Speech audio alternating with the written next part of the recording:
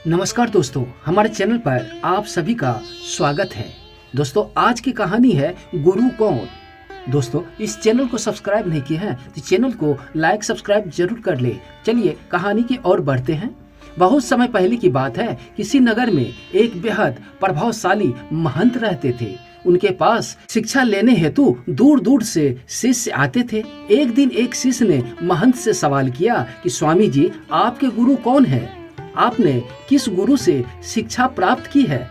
महंत शिष्य का सवाल सुनकर मुस्कुराए और बोले, मेरे हजारों गुरु हैं। यदि मैं उनके नाम गिनाने बैठ जाऊं तो शायद महीनों लग जाएंगे, लेकिन फिर भी मैं अपने 3 गुरु के बारे में तुम्हें जरूर बताऊंगा। मेरा पहला गुरु था एक चोर। एक बार मैं रास्ते में भटक गया था और जब दूर किसी गांव में पहुंचा तो बहुत देर हो गई थी। सब दुकानें और घर बंद हो चुके थे, लेकिन आखिर में मुझे एक आदमी मिला जो एक दीवार में सेंध लगाने की कोशिश कर रहा था। मैंने उनसे पूछा, मैं कहाँ ठहर सकता हूँ? तो वह बोला कि अभी इस समय आपको कहीं कोई भी आसरा मिलना बहुत मुश्किल होगा, लेकिन आप चाहे तो मेरे साथ आज की रात ठहर सकते हैं। मैं एक चोर हूँ। अगर एक चोर के साथ रहने में आपको कोई परेशानी न हो तो आप मेरे साथ रह सकते हैं। वह इतना प्यारा आदमी था। उनके साथ एक रात की जगह 1 महीने तक रह गया। वह हर रात मुझे कहता था कि मैं अपने काम पर जाता हूँ, आप आराम करो, प्रार्थना करो। जब वह काम से आता तो मैं उससे पूछता, कुछ मिला तुम्हें? तो वह कहता था कि आज तो कुछ नहीं मिला, पर अगर भगवान ने चाहा तो जल्द ही जरूर कुछ मिलेगा। वह कभी निराश और उदास नहीं होता था और हमेशा मस्त रहता था। कुछ दिन बाद मैं उनको धन्यवाद करके वापस अपने घर आ गया।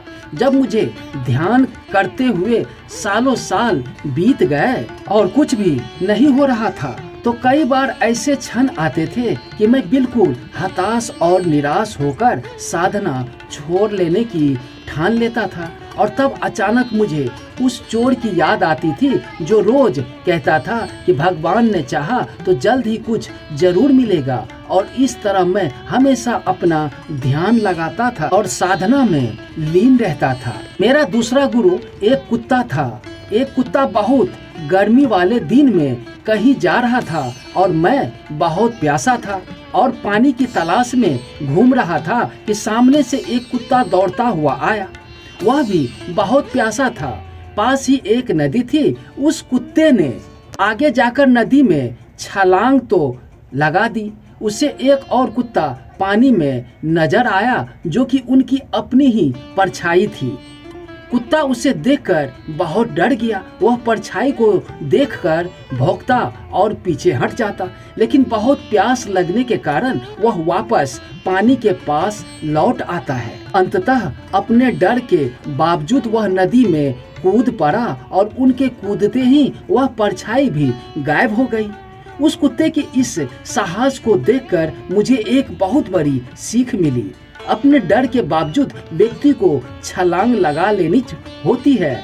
सफलता उसे ही मिलती है जो व्यक्ति डर का हिम्मत और साहस से मुकाबला करता है। मेरा तीसरा गुरु एक छोटा सा बच्चा था। मैं एक गांव में गुजर रहा था कि मैंने देखा एक छोटा बच्चा एक जलती हुई मोमबत्ती ले जा रहा था। वह पास के किसी मंदिर में मोमबत्ती रखने जा रहा था। मजाक में ही मैंने उससे पूछा कि क्या यह मोमबत्ती तूने जलाई है? वह बोला, जी मैंने ही जलाई है। मैं तो उससे कहा कि एक क्षण था जब यह मोमबत्ती बुझी हुई थी और फिर एक क्षण आया जब यह मोमबत्ती जल गई।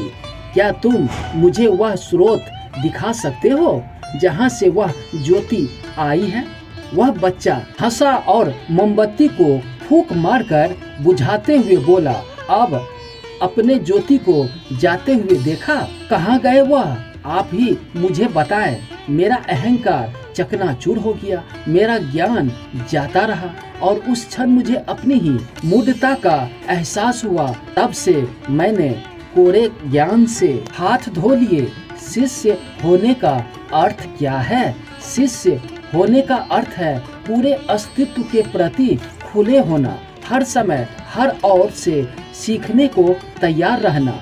कभी किसी की बात का बुरा नहीं मानना चाहिए। किसी भी इंसान की कही हुई बात को ठंडे दिमाग से एकांत में बैठकर सोचना चाहिए। उसने क्या कहा है और क्यों कहा है। अपनी की हुई गलतियों को समझे और अपनी कमियों को दूर करे। जीवन का हर क्षण हमें कुछ न कुछ सीखने का मौका देता है।